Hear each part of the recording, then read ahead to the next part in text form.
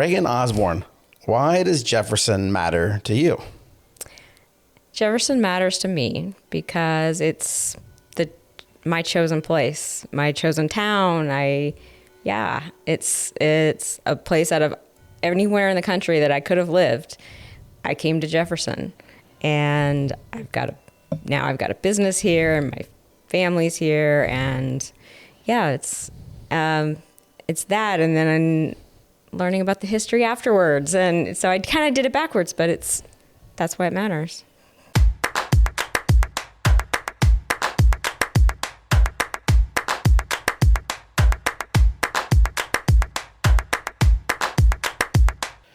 Welcome back to another episode of Behind What Matters. I'm Matt Wietrich with Jefferson Matters Main Street, and today we are honored to have Reagan Osborne with us, and we're going to learn a variety of things about Reagan and her involvement here in the community. But I want to let you know that today's episode is brought to you by a couple of great sponsors. First off, we have Interpretations Music Studio by Sheila Pound, located right here in Jefferson. Stop in for early rhythm building and theory performance. It's a great place for piano lessons, vocal coaching, and more. Learn more on their Facebook page at Interpretations Music Studio. We're also grateful for the support of Krieger's Homegrown Wood-Fired Pizza at Green Goods right here in Jefferson. Join them every other Sunday from 4 to 7 p.m. for artisan wood-fired pizzas made with fresh, garden-grown ingredients. The next Pizza and Pedals is coming up August 9th. It's a family-friendly event with plenty of parking, a play area for kids, and tables and chairs provided. Reservations are recommended, so visit greengoods.com, that's green with an E, greengoods.com, and click on the Pizza Event tab, or call 515-386-8164 to reserve your spot. Thanks to Sheila and Interpretations Music Studio and Andy with Krieger's Homegrown Wood-Fired Pizza. All right, Reagan, for folks who don't know all about Reagan Osborne, tell us a little bit about yourself. What's maybe a couple things people would be surprised to know about you? Okay, I'm Reagan Osborne. I own Greene Bean Coffee. I'm not an Iowa native. I moved here almost 20 years ago. Started roasting coffee with my husband Rich 17 years ago, and just fell in love with Jefferson and its history, and we decided, hey, let's bring this to the square, have a fantastic coffee house, and showcase that roasted coffee. And that's pretty much what we've been doing, or I've been doing. So tell us a little bit about how you picked Jefferson. How'd you land here?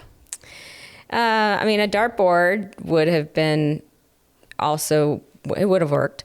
But actually what happened was we went on RAGBRAI and fell in love with the small towns in Iowa. We didn't know, being from Colorado, we didn't know that those existed really anymore. And seeing the downtown squares and all the people coming out to watch the cyclists, that was their entertainment for probably the year. It was amazing. And so we did RAGBRAI, went back to Omaha where my parents were living, and went to their favorite Mexican restaurant.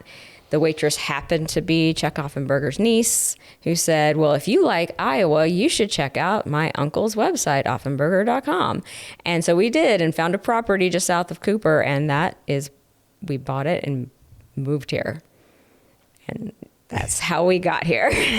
Well, shout out to all the work that goes into RAGBRAI. When we host it, or when we will host it again here, we always know, man, it's a lot of work, but we also talk about there's no better exposure for your community than a RAGBRAI event. You have all 50 states, you've got a dozen or two countries represented, and so you just never know. You never know who that ghost audience is out there, and so a great example of that, which led to an amazing coffee house and family coming to our town. So that's awesome. Well, shout out to Chuck Offenberger as well, and his outward spirit and meeting people and to welcome people, and so we appreciate having him as a part-time Greene County resident as well, and you as a full-time Greene County resident. Have you always kind of had this entrepreneurial spirit? Did you see yourself being a business owner always? I have always done something of the sort. And whether it was, selling things on my own or, building my graphic design portfolio. I used to do web design, and that was primarily what I was doing when we started Greene Bean Coffee. And then we just kind of leaned into that and eventually took over all of the time. But yeah, I've always just needed something to do to get out there, and I don't know. I enjoy that process. Well, that's a great lead into going on to kind of our next segment of you being involved in the community and being involved in getting this crazy thing called Jefferson Matters Main Street up and rolling, and the early on This Place Matters campaign. Can you tell us a little bit about how you got involved in the early days of helping the Main Street program get started here? Sure. Yeah, there were, 5 of us primarily, but really, if I remember correctly, Nancy Teich, who was on the city council at the time, was really the instigator. She came up with the pathway, and then gathered a small group of people who, well, maybe we can talk about doing this. And I happened to be one of those crazy people because, yeah. And so how we got to This Place Matters was we had kind of found Main Street, Iowa, and thought that this could be a template for doing good and saving these buildings in Jefferson. And so we went to the national convention in Baltimore that year. It was me and Chris Henning and Jamie Dobbin-Dick. And the National Trust for Historic Preservation had a booth that was the little cards that says "This Place Matters," and you write down your place. And we put them on the board, and I've still got the picture of the 3 of us pointing at the board with our places on there. And we thought, this is a really great emotional connection to our places, our environment. And because at that point we were wondering how do we get people to care about these buildings? Because owners were walking away. The renovation costs were skyrocketing. The buildings were crumbling. And so, you've got to make that emotional connection to these buildings. And how better than to ask them to tell us what place matters. And it didn't have to be a building downtown. Just here's a sign, hold it up and show us what matters to you. And that was just the very, very beginning. And I thought it was very effective and a lot of fun too. Can you tell us a little bit more about what the downtown looked like at that point? You talked about that a second, but can you describe a little bit more what the buildings and the condition of downtown-ish area looked like? Downtown, it didn't look as bad as some I've seen. You could tell that the buildings were intact, but there had been a lot of covering up over the years. The mansard roofs and vinyl siding, and people had just tossed in some residential windows into their storefront displays because those were easier to get and less expensive. And you could just tell that there were some great things hidden under there. You just didn't really know. Now, and when we bought our building, we toured quite a few of the interiors of these buildings, and this was in 2010, I guess. And that was a little bit scarier because the structural issues that a lot of these buildings had because of roofs and, lack of maintenance things over the years. So that was really a more important piece than, that vinyl siding. But most people just deal with those skins that they see on the outside, which is, both are, of course, incredibly important. But did you ever imagine that those early conversations you were having would lead to what we see Jefferson Matters Main Street looking like today and what's been accomplished? Yes. I mean, yes. And I mean, I really, really hoped. But there was a big step. It was a huge step for people to make that leap, to not only create connections with these buildings again, and want them to be lived in and used and preserved, which is another step really above living in and preserving them. And, you know, it was, I really, really hoped that it would. And it's amazing to see the connections that people have made. Mm-hmm. And they really care now, and you're going to make me cry.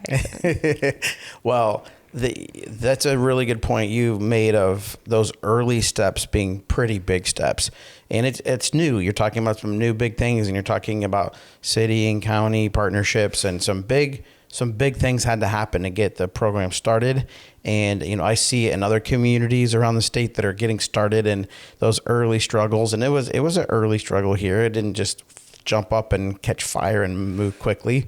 But there were some big steps and some hard work to go forward. And then from then on, and you mentioned Jamie Dobenek, and he's, you know, if anybody knows his steady leadership, you know, he's really great about being steady, you know, consistent, and that it's slow, steady steps over time to make big differences. And I think we see that now over time. We're 14 years in now, but like you said, it took those early big steps to kind of get us where we are today. So kudos, you know, to you guys who were a big part of that early conversation. What are you most proud of, do you think? I mean, you were again part of that early big steps or those big steps. What is it you're most proud of as you look back? Most proud of personally, mm-hmm. like what we did or what came afterwards? Either one. What comes to mind? Really what comes to mind is the things that we couldn't figure out that have been done since, such as really nailing down the organization. You know, we were good at getting people together and, you know, getting them excited and getting them on board with the idea of this crazy Main Street idea. But it was hard for us, number one, to hand over our baby. And number two, we couldn't quite envision it as a formal, just a formal organization. That was a leap really for us, because at the time it was a bunch of meetings and a committee, and, you know, and Main Street had it all laid out for us. You know, Main Street, Iowa had it all laid out. You know, this is what you do. But there still was just this, it was hard. It was hard. And the fact that it got done. Yeah. So the initial stuff, can you give us a little insight about when these conversations first started happening, what the time frame was from then until basically, you know, the governor saying, yep, you're approved, or the governor, you had the photo ops with the governors. It wasn't that time that it was official, but what's the kind of the time frame that it took is what I'm getting at to make this all happen, because it's a pretty darn big process. Yeah, it had to be. I think it had to be about 2 years. Yeah, okay. It was on my mind. No, I'm asking 15-year-old question here. Sorry. Yeah. No, I was looking through my email to refresh my memory, mm-hmm. and I really think that it's a good 2 years. I think we started coming off of when RAGBRAI came through. In 2008. Well, yeah. So that would, technically would be. So it was really sporadic in the beginning. There was just like little talks, but like when the work started, it was a good couple years of work. Work. Nice. Well, so it's a lot. There's a lot going on there, and it was 2012 that we were officially designated to be a Main Street community. So, we see a lot of the work happening today, but I think it's really important that we get to recognize all the work that happened then to get us where we were. And or to where we are now. And you mentioned Nancy and yourself and Jamie and Chris Henning and Craig Berry was a part of it then too. And so a lot. Are we forgetting anybody? Am I forgetting anybody to acknowledge from that early processes? Those, we were the Fab Five, the ones who are considered kind of that small core group, but there's a lot of people who aren't here today who were involved for sure. Kathy Hankel was really involved. I know. And that'll make me cry too. Well, a lot of passionate people, and really we see that with our entire program. We got 100 volunteers or so these days, and people who are really passionate about being a part of the community, making a difference. And we're happy to be that home for them to come find a way to make a difference in the community. So, all right, well, let's kind of think to the future a second now. So, as if you could wave your magic wand and think, 5 to 10 years down the road, what would excite you about Jefferson? I would love to see, what would I love to see? Just continued progress. It's not even any sort of, wow, this one huge thing. Just continued progress. Because I've seen continued progress and what that looks like now and how different it can make a place. But I would love to see, the library project complete. I mean, that would be amazing because those drawings are fantastic. I got overly excited, but I'm an architecture nerd, so I would love to see my building finished. I would love, I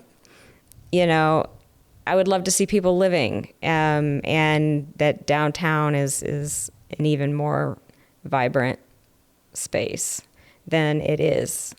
But I mean, just leaps and bounds. The fact that there's all these events, and it's amazing. It is absolutely amazing. So keeping a lot of the momentum rolling, and that alone will bring some great things. Yeah, I hope so too. And upper story living, we'll come back to your building in a minute, but that's been a thing. And utilizing the spaces we have. I mean, there's a lot of upper story living opportunities downtown in our square that have been renovated in recent years, and hopefully more to come. So let's transition a little bit to being a small business owner. What do you think the value is of having small businesses in a community like ours? What is that value? What does it bring to a community? I think it comes back to connection with the community. You do, as a small business owner, you have buy-in to the community. You have connections with your customers. The people you see every day in your business, they become family. If we don't see someone for a little while, we worry. Maybe we worry about them. We want to know if they're okay. And it's about providing a service that you cannot get online. So it's our job to give that kind of service that you just can't get anywhere but a small town. Love that. Totally agree. And we had Bonnie Silva on here in the last couple of pods talking about being a small business owner, and you guys are echoing each other on that sentiment. The value of how your customers feel in your space is such a special thing and a unique thing, and that's really cool. So get out and support your small businesses, folks. It's those people, your neighbors, that care about you and having a good experience. And yeah, that's hard to replicate at bigger change, shall we say, all right. So a lot of great things have happened downtown. We're talking, about those things a little bit. And let's talk about Rich a second, can we? We can. We can. We'll struggle through together, okay? In celebration. Put it all on the internet. It's okay. I was on the front paper crying my eyes out last year, so whatever. We're good. We'll try to roll right through it, okay? All right. So I think there's a lot of, pieces of Rich's vision you see at the coffee shop. And what do you think he might be most proud of with the coffee shop, or what he sees, walking around Jefferson these days of where it is compared to when you guys moved here? The work that you all have been a part of, whether directly through your Main Street efforts of yourself, or indirectly through him, or, the coffee shop vision that he had, and where you had together, really. But definitely, we can talk about whose vision was leaning in more, where, and that whatnot. But if you want, Yeah, he would absolutely be astounded to see that the corner unit in our building being renovated and pulled back to all the historic surfaces. Because he got a little nerdy too about it. He would come home and he got up in the ceiling one day and was like, "You should see the tin ceiling up there. It's so great. And look at the transom windows that are back there." And yeah, so, he learned to be a bit of an architecture nerd as well, or, not to my level, but, he definitely had an appreciation for those surfaces and not just going in whanging away with a hammer and destroying everything when you do a demolition. Yes. Yeah. There's some finesse there, right? Especially with Very an old much. building. And remind folks when you guys, because the coffee shop space looks really different, but remind folks what it looked like when you first got it and maybe what it looks like compared to today. What are some of the things that you can see are still there that you're proud of, that you preserved, if you will? And kind of just the evolution of your space. Well, in our space, particularly in Greene Bean, there's actually not much that you can, the front door is pretty much the only thing that you can see that was there. Mainly because what they did was they dropped a ceiling, they put a suspended ceiling in, and then there were about 3 or 4 walls built into the original from the original walls. So we had to tear all those out. The floor had been covered. The front had been covered with vinyl siding. There were no transom windows. You couldn't see the ceiling. So we had to tear all that back and then honor the surfaces that were there and repair them as needed. But All right. So that being said, approximately how far back in history do you think you would need to go back in a time machine to see your space looking similar to, at least being able to see, say, the floors and the transom windows? In your research, how far back would you need to go to see some of those elements out and living in the wild again? Well, based on what probably in like the billiard hall days in our space there, because of, you can see like the cigarette burns on the floor, on the wood floor, and they are situated in a way that you can tell that in the middle of those cigarette burns was a pool table, because there are no burns in the middle, but they're all around. So That's pretty cool. yeah, it's really neat. And so that might been 30s to 50s maybe.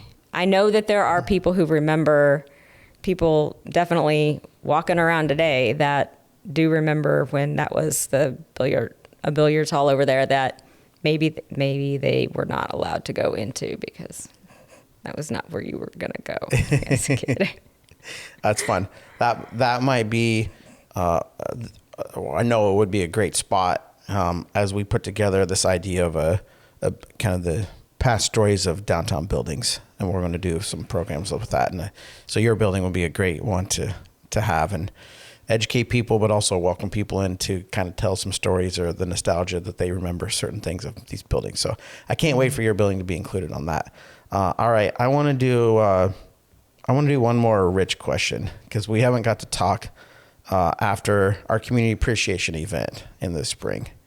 And we, as in Jefferson Matters, we came up with a new a new award for business recognition for things businesses have done to, whether it's contribution to the community or, enriching the community or just leadership and showing some grit, And we all know that you've had to show a little grit here this last year.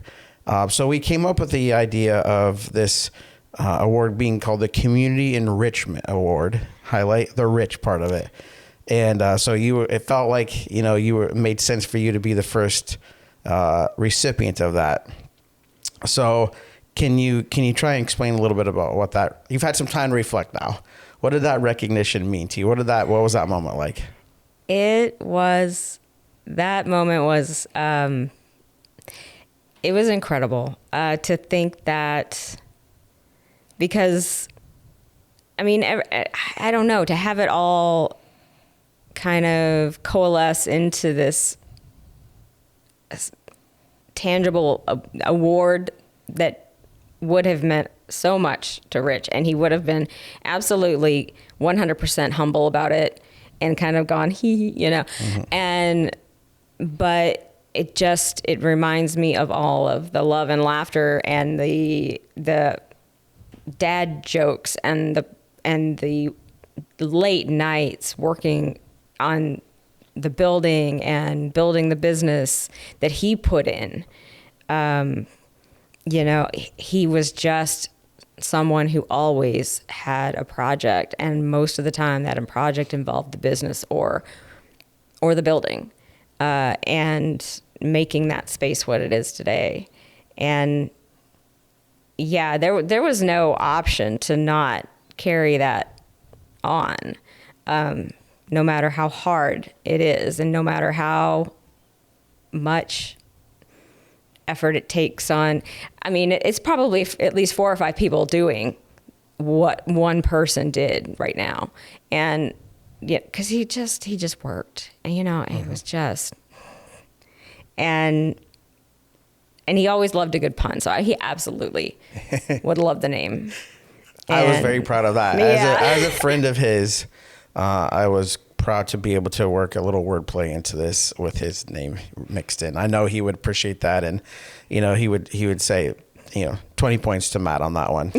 Awarding kind awarding of like, I don't know whose line is it anyway thing. He was often, we were awarding each other points on good puns and dad jokes and things. So mm-hmm. Yeah, so it's great. Well, thanks for talking candidly about that, and love hearing about, the work ethic there. And you're right. He always had multiple projects going on, and always something with either Greene Bean Coffee or the building overall. And that's a great transition into what's happening at your building right now. There's a lot of excitement around the corner space. You mentioned that a little bit earlier. Mm-hmm. Can you give us a quick update on what's happening and how this project came to be? And what's the latest with renovations there on the corner? Well, yeah, the corner, which will be City Books, and it is, we've gotten back to that. The first part was discovering what was under there, because it was in a similar situation. Underwear. And I'm sorry. You just made me say underwear as the song goes. Right. Yeah. So, okay. So all of the surfaces, it had looked like an office from the 1960s since the 1960s, probably. Which is how the newspaper had been using it, basically, as an old office space. Yep. Exactly. Mm-hmm. And it absolutely could have been just gone forward like that. But we wanted to pull back all of the suspended ceilings and figure out exactly what was under there. And so, that's what we've been doing is taking it back down to what was there when it was a bank.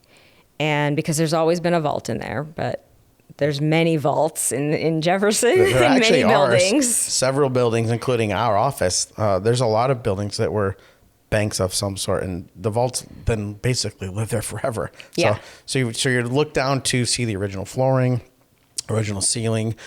What's the condition of the ceiling, and what's the condition of the flooring right now? The condition of the ceiling is pretty amazing. How I liken, because since City Books on the corner and Greene Bean, it is the same building. But one, I called it kind of, the corner unit was the high rent side, and then where Greene Bean is kind of the low rent side. We have beadboard ceilings. We don't have tin ceilings over in Greene Bean.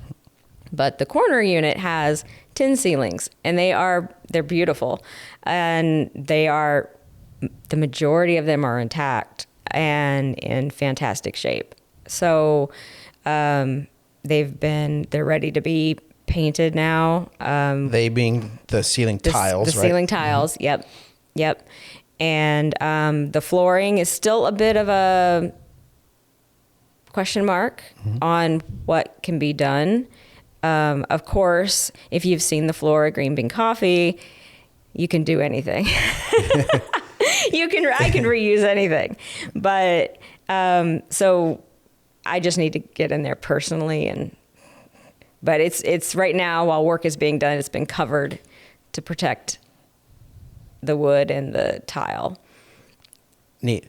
Well, we're very excited about what this space is going to look like, and especially knowing that you're going to be you're saving some of those historic bones. That's going to be really cool, and it's not just a super modern looking spot, but that's a lot of this historic preservation is saving the bones and paying homage to the historic character with some modern versions, not some new windows that insulate better and things like that, and updated electricity that doesn't cause fires and things like that they dealt with 100 years ago.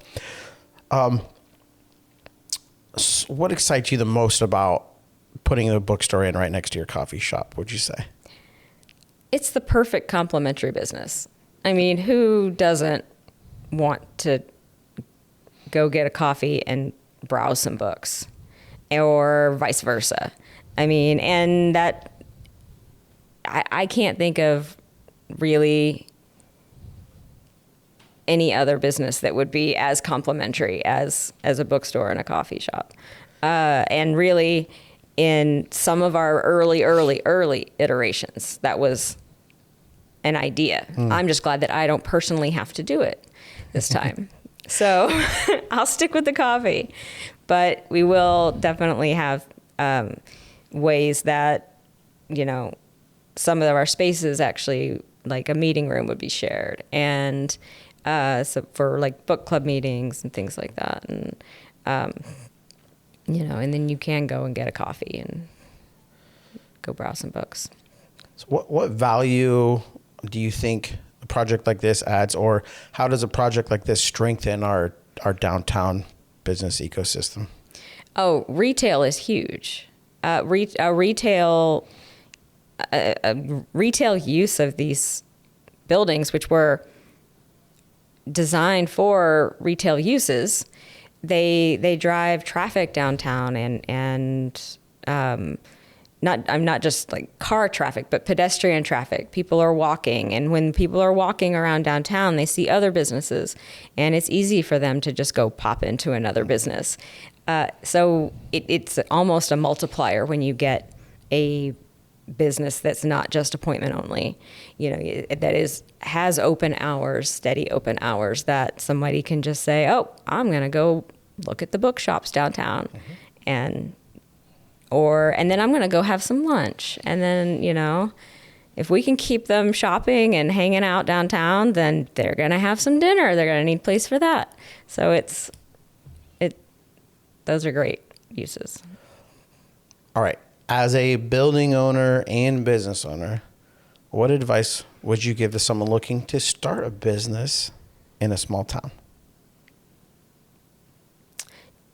Do it right from the beginning. Don't dumb it down. Just because you're in a small town doesn't mean that you can do it less. You have to do it as if you were in a large town with a larger pool of customers who have many, many, many more choices for shopping or whatever. But, do have all your processes in place, and just, do it right. Do it right from the start, because people will appreciate that.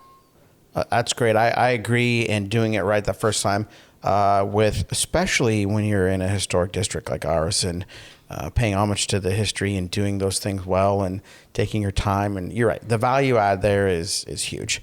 So when you're in a Main Street district, you get the bonus of things like the downtown design guide and things that state program give us. The Main Street Iowa program gives us through the Iowa Economic Development Authority.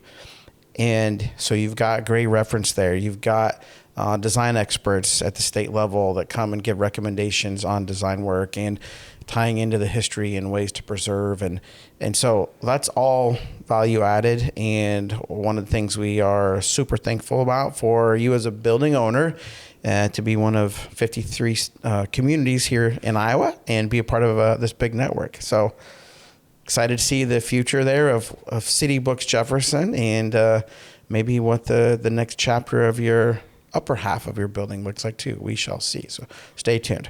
All right. We got some quick hitters here to wrap up with and maybe a little more lighthearted. All right. So thinking of your business, I want to know if you have a favorite drink, whether it's one you serve or not. What's your favorite drink you've got? My absolute favorite drink is an Italian cappuccino. Italian cappuccino. Italian cappuccino, and I can tell you that one of the very few places you can get it is at Greene Bean. Nice. Not just to plug it, but that's... Can you describe that real quick? It is a third espresso, a third milk, and a third foam. And it has to be foamed correctly. It is, and it's served in a small cup, and it is just a delight texturally and flavor-wise, and the way the milk is steamed, it stays sweet, and it's my favorite, and it's actually the reason why I got overly passionate about espresso. There we go. There we go. So there is an art and science to good coffee. Absolutely. Yes, yeah. And I know that in hearing a little bit about your roasting process, and you're proud to be, you get raw coffee beans from all over the country. This is a plug from me personally for folks to look at shade-grown coffee and the environmental impact of shade-grown coffee, which we could do a whole podcast about the environmental impacts of coffee and importance of, you get shade-grown beans in some of your coffee. So appreciate that and love being able to send folks there. What is the most ordered drink at Greene Bean? That's going to be the creamy caramel. Definitely. Yeah, that is a tasty, tasty drink, isn't it? Yeah. Yes, It is delightful. It is really good. I know you guys do a pretty good job of changing the theme out there through the seasons or the decor. What's your favorite season to see Greene Bean decked out in? I love the Christmas decorations only because I made a lot of them myself. And Keegan does a lot of the Halloween decorations, and just one too many of those creepy dolls comes out, I think. And I'm thinking, and that's just like, it kind of makes you jump a little, which, I mean, maybe that's the point of Halloween. But, shout out to Keegan for keeping it real, always. Yep, exactly. Yeah. Yep. All right, so then what season is your favorite season for coffee drinks? Or if you have one. I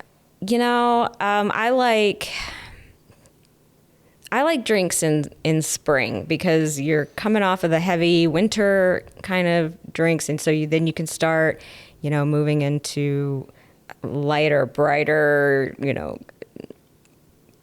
it's a little more socially acceptable to drink a cold drink then. I will drink a cold drink any day in the dead of winter, but not everybody will. And so we can have a little, a few more fun with, iced drinks and things like that. Right on. That goes against a lot of people who love fall, who love their pumpkin spice. Oh, yeah. Well, that's great. Yeah. That's great. There's something for everyone, right? Yep, exactly. I really appreciate the atmosphere, the place that the coffee shop provides. And I tell people, if you're looking for your classic, be able to hang out and chill coffee shop, we've got one of those in town. Of course, the music is part of that. How does the music evolve there? Is that just kind of the mood of the barista that day? What's the scene there?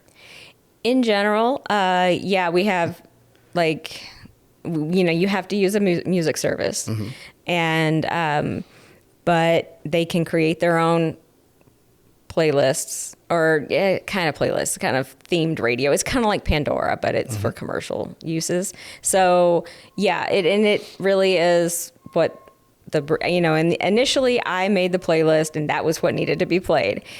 But after a few years and realizing that, the baristas don't want to hear the same music all the time, so yeah, it is a little bit of the personality of the barista.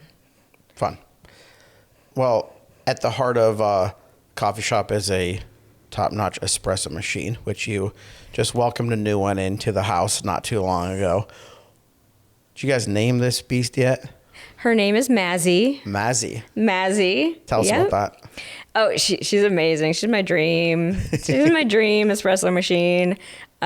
She's easy to maintain, and she's beautiful and just consistent. And it is every shop's dream machine. And I looked long and hard for her. What about the name? Where did that come from, though? Mazzy? Yeah. Well, the brand name is okay, I can't say it. La Marzocco. Okay. Which obviously does not roll off the English tongue very well. So I'm like, well, we need a name. And I love Mazzy Star. So I'm like, hey, we're going to call it that. We're going to call it Mazzy. So, because it's just... Fun. It's just easy. That's a good one. That's a fun note to end on. Thank you for a variety of perspectives here. We get to talk about why Jefferson Matters is here today with the help of your origins with it, and hearing about being a small business owner and some of the insights to being a coffee shop owner especially, and an entrepreneur in general. So really appreciate that, Reagan, and helping us know why Greene Bean Coffee matters to Jefferson. Also want to thank Krieger's Homegrown Wood-Fired Pizza and Interpretations Music Studio again. And so if you go out and get some pizza and you want to be able to sing their praises, both services to be able to jump on. So if you would like to be a sponsor on an upcoming podcast, hit us up at the office and we'll find a spot for you too. So thanks for tuning in to another episode of Behind What Matters. This time, again, thanks to Reagan Osborne for being a part of it, and thanks for watching. We'll see you next time.